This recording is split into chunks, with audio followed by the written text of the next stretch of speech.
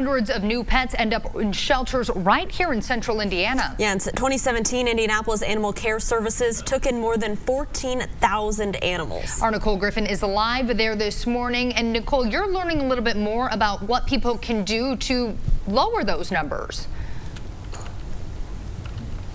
Yeah, Meredith and Lauren, good morning. This is National Spay and Neuter Awareness Month, and we are here live this morning with Kristen Lee and Gladys here this morning at Indianapolis Animal Care Services. Kristen, when it comes to spaying and neutering your pets, what's your biggest message for people at home? It's just really important to understand like the medical benefits as well as the resources available and what you can do to help.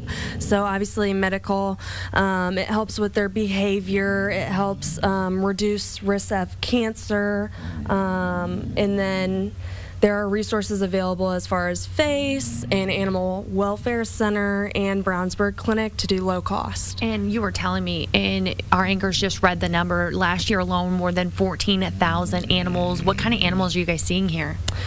We take in every single animal that comes through our doors. So we have everything from dogs, cats, we have chickens and pigs, and any animal that comes to our door we take in. So, and these are animals that maybe have been abused or neglected, right? Yes, every situation. Okay, and then just kind of wrapping up here, what can people do to help you guys moving forward? February, they can get involved to be foster parents, is that right? Absolutely. So with the spay and neuter, this month, next month, come spring, we have kitten season.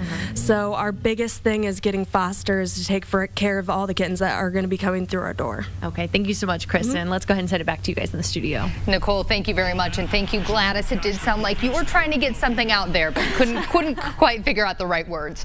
Well.